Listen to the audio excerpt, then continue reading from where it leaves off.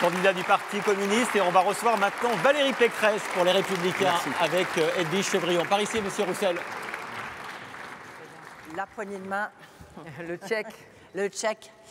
Valérie Pécresse, bonjour. Merci d'être ici. Je sais que, comme pour tous les candidats, c'était un exercice compliqué. Je vous rappelle les règles. Vous avez 10 minutes pour présenter un peu les points forts de votre vision économique. Et ensuite, on échangera avec des questions des auditeurs et téléspectateurs. Et puis, évidemment, mes questions. C'est à vous. D'abord, je voudrais saluer les présidents qui nous accueillent aujourd'hui et leurs associations. Et je suis très heureuse d'être parmi vous ce matin. Alors, mesdames les entrepreneuses, messieurs les entrepreneurs de France, je suis résolument en soutien de l'entreprise et je propose un programme qui est une vraie politique d'offre. Alors, je vais vous parler ce matin de la compétitivité, parce que nous avons aujourd'hui 85 milliards de déficit du commerce extérieur et que c'est le pire déficit de notre histoire.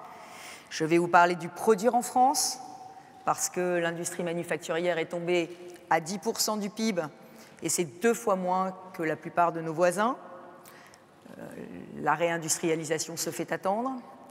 Je vais vous parler des compétences, parce que tous vos secteurs d'activité recherchent en vain des talents, et alors que nous avons encore 5,5 millions de chômeurs et un taux de chômage double de l'Allemagne, et qu'on nous parle déjà d'atteindre le plein emploi. Oui, il faut l'atteindre, ce plein emploi, mais comment on atteint le plein emploi? Alors, je voudrais aussi aborder les questions de salaire et de pouvoir d'achat, mais je crois que vous aurez des questions à ce sujet. Alors, parlons de compétitivité. Pour la compétitivité, l'État doit redevenir votre allié, clairement. Je suis, je crois, la seule candidate qui a l'audace de dire qu'il va falloir dépenser moins et travailler plus sur une vie. Mais je crois que tout autre discours est mensonger et qu'il faut l'assumer. Oui, pourquoi il faut dépenser moins et mieux l'argent public? Eh bien parce que la charge fiscale doit être allégée.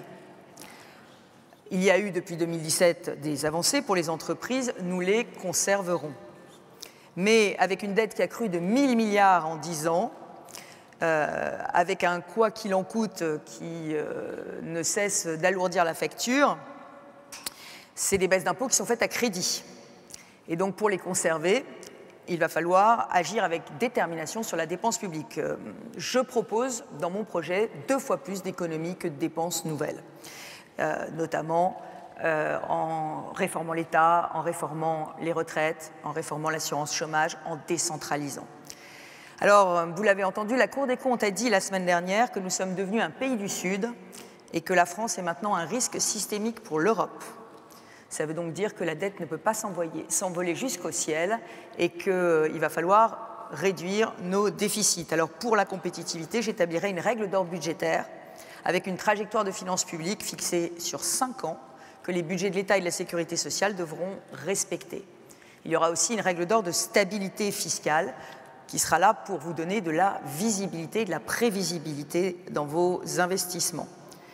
La première décision que nous prendrons en matière de compétitivité des entreprises, c'est la suppression de 10 milliards d'euros d'impôts de production à discuter ensemble, parce que je crois au dialogue social. Et quand les économies seront au rendez-vous, nous envisagerons davantage de baisses d'impôts de production. Je sais qu'il y a 35 milliards d'euros d'impôts de production de plus en France que dans la moyenne de l'Union européenne. En matière de transmission des entreprises, qui est un sujet majeur pour bâtir ces entreprises patrimoniales françaises, eh bien, nous réformerons le pacte Dutreil pour augmenter le seuil d'exonération jusqu'à 90% avec des engagements de conservation jusqu'à 10 ans. Les entreprises familiales sont un pilier de notre économie. Alors, le deuxième engagement que je prends, au-delà des impôts, c'est la simplification. La simplification doit devenir la priorité des politiques publiques. Alors, je sais que vous entendez dire ça depuis 15 ans.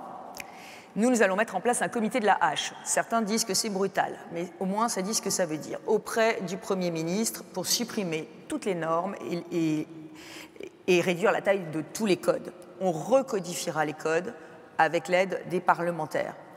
Il faut rendre l'administration beaucoup plus facile d'accès pour suivre le développement de l'administration numérique et créer des guichets uniques. 2000 guichets d'aide aux entreprises aujourd'hui en France. 2000. Je ne sais pas comment vous vous y retrouvez. Alors, là aussi, mon objectif, il est clair, diviser par 2 tous les délais de traitement administratif. C'est l'objectif que s'est fixé le chancelier allemand Olaf Scholz. Donc si nous ne nous fixons pas le même, alors nous ne serons plus compétitifs par rapport à l'Allemagne. Il faut arrêter toutes les surtranspositions de directives européennes et même regarder rétroactivement si on peut revenir sur des surtranspositions déjà passées. Là encore, il faut que la France soit compétitive pour peser à Bruxelles. On ne respecte pas les pays qui sont surendettés et les pays qui sont déficitaires. Et on le sait bien aujourd'hui, les normes à Bruxelles, elles sont fixées d'abord par l'Allemagne. Alors, pour sortir de la crise, je suis favorable aussi à la reconduction des PGE jusqu'à la fin de l'année 2022. Je la demanderai à Bruxelles et nous examinerons les conditions du remboursement pour les secteurs les plus impactés pour qu'on ne soit pas obligé d'entrer en défaut pour pouvoir avoir un étalement de son remboursement lorsqu'on est dans un secteur en difficulté. Alors, produire en France, c'est une question de compétitivité, mais c'est aussi une question de souveraineté, de stratégie et de financement. On doit garder les productions stratégiques sur le sol national. On a besoin de stratégie et d'indépendance. Ça vaut pour l'énergie notamment. Vous avez vu que le président de la République a radicalement changé sa stratégie énergétique sous la pression de l'opposition. Il le fallait parce que nous avons besoin de produire beaucoup plus d'énergie décarbonée. Et donc, nous allons évidemment continuer dans ce mix énergétique qui s'appuie profondément sur le nucléaire. Il n'y a pas de bouclier tarifaire pour les entreprises. C'est pour cela que je demanderai à Bruxelles qu'il puisse y avoir des contrats à long terme pour la fourniture d'électricité aux entreprises. Il ne faut pas être naïf. La France est ouverte, mais les investissements étrangers devront être autorisés par un haut conseil à la souveraineté qui fonctionnera comme le CFIUS américain. Ni investisseurs voyous, ni radia sur nos brevets industriels ou sur nos pépites numériques. Les États-Unis, la Chine et le Japon n'hésitent pas à protéger leurs joyaux. La concurrence devra être loyale. Ça veut dire une véritable taxe carbone aux frontières de l'Europe, sans dégrader la compétitivité de nos entreprises. Ça veut dire favoriser la commande locale dans les marchés publics. Pour ça, la responsabilité sociale et environnementale est un bon critère, sauf qu'il faut rassurer les chefs d'entreprise et il faut rassurer aussi les collectivités locales et les acheteurs publics en leur disant que s'ils prennent le mieux disant mais pas le moins disant, eh bien ils seront soutenus parce que ce n'est pas si facile de prendre le mieux disant et pas le moins disant. Sur l'Union européenne, nous voulons la réciprocité sur les marchés publics et nous nous battrons, je me battrai pour une préférence européenne lors de la nouvelle directive sur la commande publique et je veux un Buy European Act et un Small Business Act, y compris dans le domaine stratégique de la défense, parce que ce n'est pas normal que nos alliés ne pratiquent pas le Buy European. Alors, c'est aussi une question de stratégie, de produire mieux. Je veux créer un grand ministère de l'industrie, de l'énergie et de l'innovation qui animera une politique de filière et des grands programmes de recherche appliquée. Je sais que vous êtes tous admiratifs de la DARPA américaine. Notre Agence nationale de la recherche pourrait devenir une DARPA à condition qu'on lui en donne les moyens et surtout qu'on l'oriente vers de la recherche finalisée, innovante et partenariale avec les entreprises. Il faut aussi favoriser l'environnement nécessaire à l'activité économique sur tout le territoire. Pour moi, début 2024, c'est déploiement de la fibre sur 100% du territoire. Alors, il y a une question aussi de financement pour produire en France. J'ai annoncé une aide à l'investissement de proximité qui est un crédit d'impôt de 50% pour les particuliers qui investissent dans les entreprises de leur territoire et dans les villes de moins de 20 000 habitants. C'est en réalité une sorte de Madelin rural ou de Madelin des villes moyennes. L'idée, c'est que cet argent de l'affection, cet argent de la proximité puisse être investi dans des PME à une plus grande échelle. Et pour financer la transition écologique, je veux la fusion du livret A et du LDD en un livret vert qui sera consacré au financement de cette transition. Aujourd'hui, vous savez qu'il y a 470 milliards d'euros qui sont dans le livret A et le LDD, mais seulement 40% de ces 470 milliards sont mobilisés pour des prêts à l'économie. Je pense qu'on peut en mobiliser 120 milliards de plus en autorisant des nouveaux usages, notamment pour le financement des infrastructures de transport, d'énergie, mais aussi pour la rénovation urbaine. Je propose aussi ce matin un nouveau mécanisme qui permettra à chaque Français d'investir dans l'économie productive. C'est très demandé par les régions notamment, en bénéficiant d'une garantie en capital. Ce sera une caisse de garantie publique qui labellisera des fonds d'investissement privés, thématiques ou régionaux, dans lesquels les épargnants pourront investir sur le long terme. Elle mutualisera les risques, elle assurera la liquidité des épargnants qui voudront revendre leurs titres. Et elle sera équilibrée par les plus-values sur ces titres. On créera donc des fonds d'investissement pour l'économie française au niveau national et des fonds d'investissement dans l'économie régionale. Et ça permettra de donner à côté de la BPI des instruments privés d'investissement dans nos entreprises. Il y aura des livrets FIEF à côté des PEA et de l'assurance vie.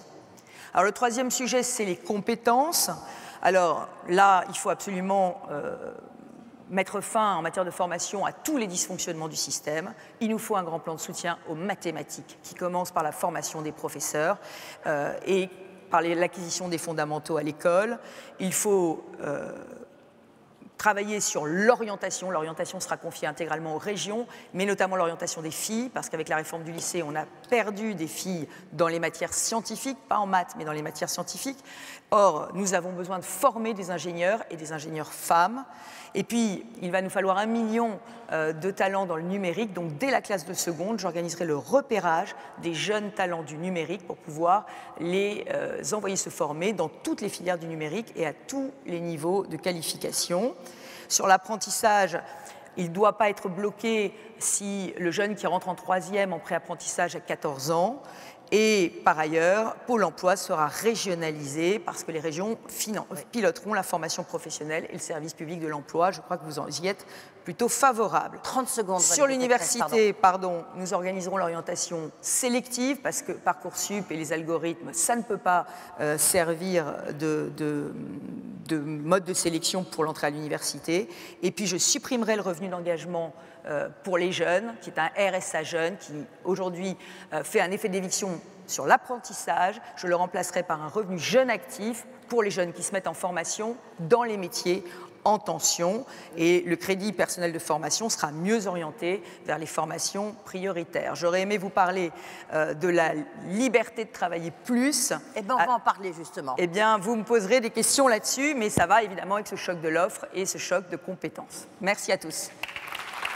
Merci Valérie Pécresse.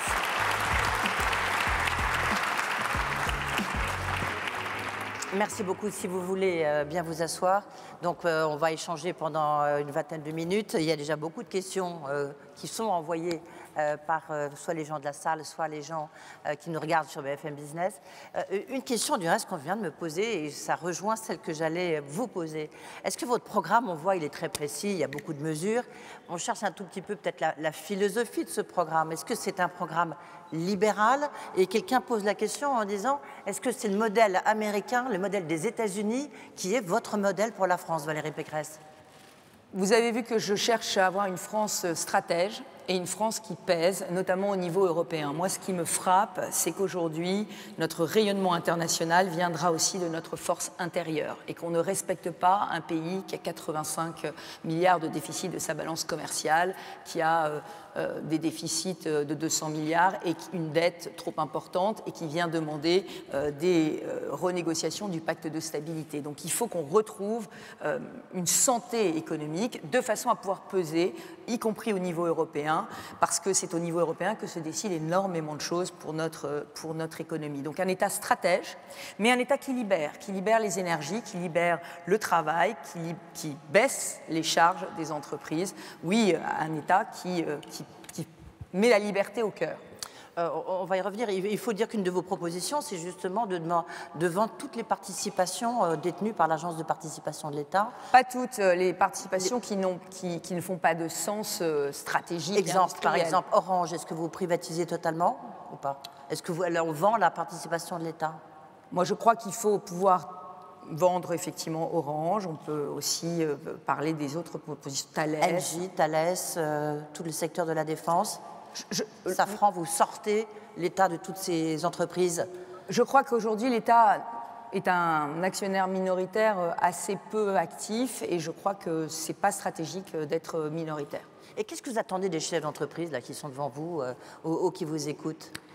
C'est le moteur de la France de demain? Qu'ils investissent en France, mais pour qu'ils investissent en France, je sais qu'ils ont besoin d'y trouver les conditions et un environnement favorable. C'est pour ça que je travaille sur ces conditions et cet environnement, à la fois fiscal, mais surtout normatif.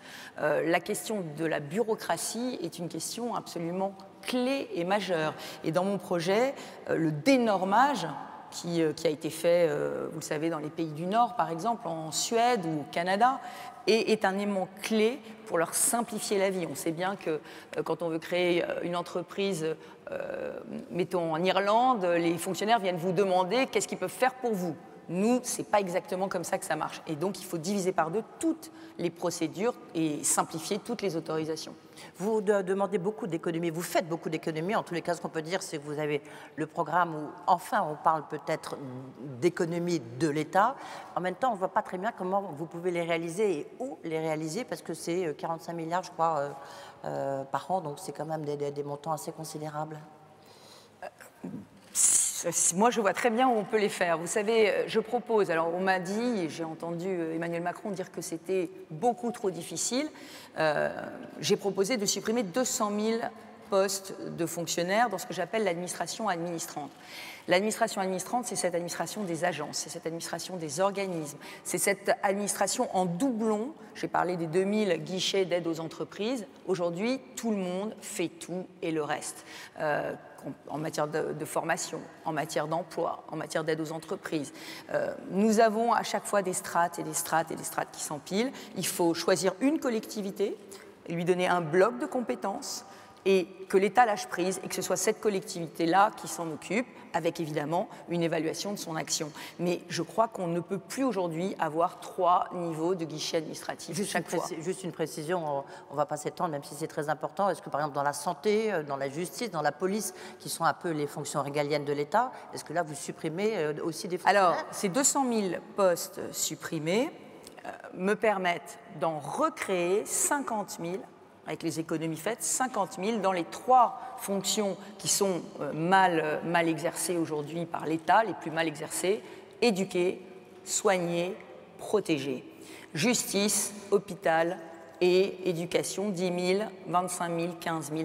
Mais je le dis de manière très claire, nous sommes champions du monde des impôts et des taxes et nous ne sommes plus champions du monde des services publics. Donc le sujet, il est majeur. La réforme de l'État est la mère des réformes et la réforme des collectivités locales qui va avec. Nous avons besoin aujourd'hui de faire en sorte que, et je l'ai fait dans ma région, que la notion de performance publique, ce n'est pas un gros mot. Vous avez le droit à la performance publique. Le sujet, ce n'est pas simplement que vous payez plus d'impôts, c'est que vous payez plus d'impôts pour un État qui va mal le dépenser et qui va vous mettre des procédures qui sont ultra tatillonnes et des surtranspositions de normes. On n'a pas fait l'Union européenne pour se surtransposer les normes et se tirer des balles dans le pied. Juste une précision sur les impôts de production. Les impôts de production en tant que tels, vous supprimez quoi exactement? Alors moi, je suis favorable au dialogue social. Donc je pense qu'il faut qu'on en discute ensemble. Et qu'il faut... 35 milliards, c'est de la proposition, en tous les cas, sur la table du président du MEDEF et du MEDEF, et j'imagine de l'Institut. Revenir à la moyenne européenne, ça me semble le cap. Maintenant, le sujet, c'est d'abord de faire les économies qui vont bien. Pour l'instant, on vous a baissé vos impôts de production, mais c'est un leurre. On vous les a baissés, mais c'est financé par du déficit et de la dette. Et quand les taux d'intérêt vont remonter, on verra comment ça se passe. Donc pas de baisse tant qu'il n'y a pas d'économie réalisée. 10 milliards dès cette année. 10 milliards dès cette année, sur la C3S. Sur la C3S notamment, et à discuter pour voir où on fait les autres milliards, parce que, évidemment, je sais que les PME souhaiteraient une baisse de la CVAE. Le problème de la baisse de la CVAE, c'est simple, c'est quelles ressources on donne aux collectivités locales, parce qu'Emmanuel Macron a supprimé la taxe d'habitation. Aujourd'hui, les collectivités locales n'ont plus aucune indépendance fiscale, et donc elles sont très tendues. Elles sont dédommagées par l'État. Oui, mais elles n'ont plus d'indépendance fiscale. Quand vous êtes dédommagé, Madame Chevrillon, vous ne pouvez pas fixer le taux. Donc si vous voulez faire un nouvel investissement, vous n'avez plus ce qu'on appelle d'autonomie fiscale. Donc le sujet du remplacement de la CVAE par un autre impôt doit être regardé et calibré. Mais il y a une proposition qui court et qui est intéressante, qui est de dire il vaut mieux que ce soit sur l'impôt sur les sociétés qu'on travaille plutôt que sur la CVAE. Moi, je ne sais pas. Il faut qu'on discute. Tout ça, ça se discute avec les partenaires sociaux. Alors, les partenaires sociaux, justement, vous proposez, vous, une grande négociation. Alors, pas un Grenelle des salaires, vous proposez plutôt une réunion, une grande conférence sociale annuelle. Pour discuter salaire, pour discuter de quoi? Alors, le sujet des salaires est pour moi clé. Alors, je sais que ça vous a peut-être un peu surpris que je vienne sur ces questions de pouvoir d'achat, mais je crois que nous avons historiquement toujours fait le choix du chômage de masse en mettant des cotisations sociales beaucoup trop élevées sur le travail. Et aujourd'hui, avec la hausse du coût de l'essence, avec la hausse des frais de transport, nous avons des salariés qui sont au SMIC, qui ont des petits salaires et pour qui ça devient vraiment presque plus intéressant de venir travailler, je le dis avec des bémols, mais qui compte à l'euro près à partir du 10 du mois. Et donc le sujet aujourd'hui, c'est comment est-ce qu'on fait pour que les revenus d'assistance et les revenus du travail aient un vrai différentiel, c'est-à-dire le salaire net soit vraiment différent des revenus d'assistance avec toutes les aides sociales qui vont avec. Pour ça, on ne baissera pas les revenus d'assistance. Moi, j'ai eu plein de candidats de droite qui disaient on va baisser les revenus d'assistance, on ne les baissera pas, et on ne les baissera pas parce que c'est des revenus de survie. En revanche, c'est les salaires, et les salaires, ils doivent augmenter. Donc je propose, dès l'été, de supprimer 3% de cotisation retraite sur tous les salaires. Je sais que c'est une demande des entreprises de ne pas faire d'effet de seuil. L'idée, c'est par exemple, quelqu'un qui gagne 1 400 € net, du coup, aura 500 € en plus dans l'année. Quel est l'objectif? C'est de faire un vrai choc de pouvoir d'achat et un vrai choc d'attractivité du travail. Parce que vous cherchez tous à recruter et il y a un désinvestissement vis-à-vis du travail dans cette France post-Covid. Donc, on a besoin de ramener les salariés vers ce travail. Ensuite, on va se réunir. Pardonnez-moi, on en parlait avec Yannick Jadot tout à l'heure. Il y a des études qui ont été faites, notamment par l'Institut Montaigne, qui montrent que si on augmente les salaires dans les entreprises, souvent, ça a un impact en termes de destruction d'emplois. Mais là non, puisque ce ne sera pas les entreprises qui paieront, c'est l'État qui prendra à sa charge cette partie des cotisations retraite. Donc ça n'a rien à voir avec un coût pour les entreprises. Ça n'est pas un coût pour les entreprises. L'objectif, c'est vraiment de créer un différentiel entre les revenus d'assistance et les revenus du travail. On se réunira ensuite... Pas d'augmentation de salaire alors, direct, pas d'augmentation de salaire. Une baisse des cotisations retraite qui, du coup, augmente le salaire net de 3%. Je ne sais pas clair? Oui, non, mais je pensais que vous vouliez aussi... Ça suffit très largement. Ensuite, une conférence salariale avec les partenaires sociaux pour voir avec les entreprises quelles augmentations de salaire elles prévoient pour cette année. Ouais. Les prévisions de la Banque de France, c'est que vous allez augmenter les salaires au-dessus de l'inflation, vraisemblablement de 2% de plus que l'inflation cette année, compte tenu de la pénurie de salariés. Donc il y aura une augmentation de salaire qui sera très importante cette année en salaire net. Je veux créer un observatoire des salaires national avec vous pour regarder, parce qu'il y a certaines branches dans lesquelles les augmentations de salaire sont beaucoup moins faciles à faire que d'autres, notamment parce que, par exemple, elles ont des prix réglementés. Et donc, quand il y a des prix réglementés, on peut pas forcément, on n'a pas assez de marge pour augmenter les salaires. Donc, il faut regarder comment on travaille sur ces augmentations de salaire pour qu'il n'y ait pas de branche oubliée dans cette politique de pouvoir d'achat. Mais je suis persuadée que cette politique de pouvoir d'achat sera une politique très importante de remobilisation des énergies. Et par ailleurs, je vais utiliser toutes sortes d'instruments. Je veux libéraliser complètement les heures supplémentaires. Ouais. Donc, elles seront défiscalisées sans plafond. Je veux aussi que les entreprises puissent racheter, si elles le souhaitent, des RTT sans charge patronale, parce qu'il y a énormément de RTT qui ont été accumulés et les salariés ont besoin de ces aides. Je veux plus de restrictions au cumul emploi-retraite, ni période de carence, ni salaire, parce que les retraités ont aussi besoin de pouvoir supprimer les 35 heures. Alors sur les 35 heures, moi je suis pour la liberté de fixer le temps de travail par accord d'entreprise et par référendum ou par accord de branche. C'est à peu près ce qui se fait là, mais pour inciter à passer, à à des durées supérieures par accord, je continuerai de défiscaliser et de décharger toutes les heures au-dessus de la 35e. Comme ça incitera à aller négocier des accords de temps de travail où on travaillera davantage. L'idée, c'est vraiment de dire, si vous avez envie de travailler plus, ce sera la liberté. Et si vous avez envie de gagner plus, ce sera aussi la liberté. Je pense que cette problématique du pouvoir d'achat est trop importante aujourd'hui dans l'économie française pour qu'elle puisse être passée sous silence. J'ajoute que le pouvoir d'achat de vos salariés, c'est la consommation des ménages. Et il vaut mieux consommer avec un salaire, avec le produit de son salaire, qu'avec des chèques faits avec vos impôts. Est-ce qu'il y aura une conditionnalité, par exemple, pour des aides aux entreprises, à condition qu'elles augmentent le salaire? Est-ce qu'il y aura une conditionnalité sur, comme le disait Yannick Jadot, est-ce qu'il y a des conditionnalités s'il y a justement des investissements qui en sont faits dans des investissements décarbonés? Est-ce que pour vous, il y a un côté un peu donnant-donnant avec les entreprises, ou pas du tout? Ce sera dans une logique partenariale. Après, moi, j'ai pris l'engagement d'augmenter de 10% les salaires nets sur le quinquennat. Je mettrai tous les outils possibles pour pouvoir le faire. Donc, il y aura des arbitrages financiers qui seront faits, mais il n'y aura jamais entre nous de discussion, j'allais dire, coercitive. Ce n'est pas mon objectif. Je ne suis pas là pour contraindre, je suis là pour dialoguer et je suis là pour qu'on avance ensemble. Une question, quelle est la... Sur la transition écologique, c'est important. Oui, on sait que les droits carbone vont augmenter considérablement dans les années qui viennent, donc il faut aider les entreprises à décarboner leur production. C'est pour ça que je veux qu'on puisse avoir ce livret vert, qui sera un outil très puissant d'aide et de soutien, notamment dans un certain nombre de filières. Je pense au transport, je pense à la filière de l'énergie, qui sont des filières importantes. On va revenir, Valérie Pécresse, sur les questions d'énergie, parce que c'est un point très important. Une question, quelle est la plus grande différence entre vous et le président Emmanuel Macron en matière du digital, mais surtout de soutien à l'économie? Écoutez, moi, je vais le faire, alors que lui, il n'a pas fait. Le sujet... Donc vous allez faire le programme d'Emmanuel Macron? Non, je vais faire une vraie politique de l'offre. Le sujet aujourd'hui, c'est que la politique du président de la République, telle qu'elle s'est faite dans le quinquennat, est une politique qui a été financée par des déficits et de la dette. Et seulement un quart de l'augmentation de la dette est liée à la crise Covid, c'est les rapports qui ont été rendus. Les 3 autres quarts, c'est de la fuite en avant.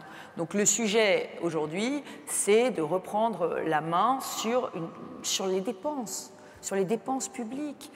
Et je sais que je suis la seule, et je sais que personne ne prononce ce mot, mais je suis persuadée, et ça n'est pas faire une politique de rigueur. Certains disent qu'elle veut faire une politique de rigueur.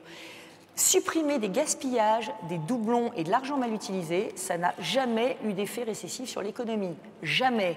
Dans ma région, j'ai supprimé 15 structures et j'ai fait 2 milliards d'euros d'économies. Je vous mets au défi de savoir ce que j'ai supprimé. C'était des structures qui n'avaient pas de vrai impact ou un impact très minime. Et ce que j'ai supprimé, c'est des frais de structure. Donc ça ne va pas casser la croissance comme ça a été le cas précédemment? Mais absolument pas. Pas si tout ça est axé sur de la performance publique. De la même façon, il faut accélérer la transformation digitale de l'administration. Prenons la justice, secteur clé pour les entreprises. Aujourd'hui, notre justice est totalement noyée. Il y a près de 2 ans d'attente pour avoir des jugements.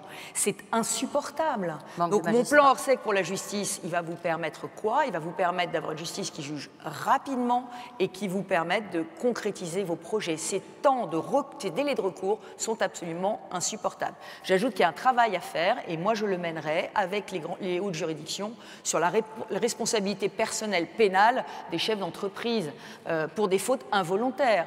Est-ce que ça vaut pour les chefs d'entreprise, mais ça vaut pour les dirigeants associatifs, ça vaut pour tout le monde. Tous ceux qui innovent, tous ceux qui créent, tous ceux qui prennent des risques aujourd'hui peuvent se voir en risque pénal, même pour des fautes qu'ils n'avaient pas l'intention de commettre. Ce sujet est un sujet majeur pour retrouver un vrai esprit d'entreprise dans notre pays, et on en discutera avec les hautes juridictions. Réforme d'air très rapidement, parce qu'il nous restera ensuite 3 minutes pour parler de la transition écologique. C'est un point quand même très important dans votre programme. Relèvement de l'âge à 65 ans pour tout le monde, ou alors les critères de pénibilité restent et les critères de carrière longue demain? Bien sûr, les critères de pénibilité et de carrière longue restent, mais là encore, tout ça se négocie avec les partenaires sociaux.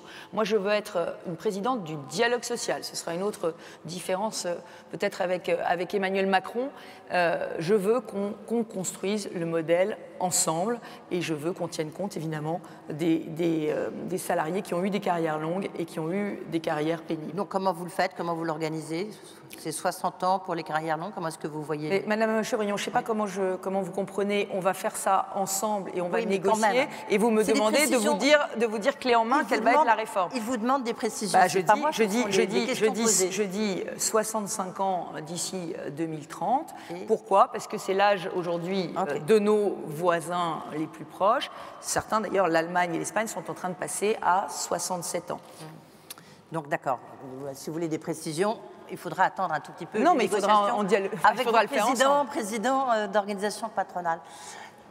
La transition écologique, elle passe par le nucléaire. Vous demandez la construction de 6 EPR. Comment est-ce que vous organisez ces transitions écologiques? Sur la transition écologique, le vrai sujet, c'est comment on peut la faire sans qu'elle devienne complètement antisociale.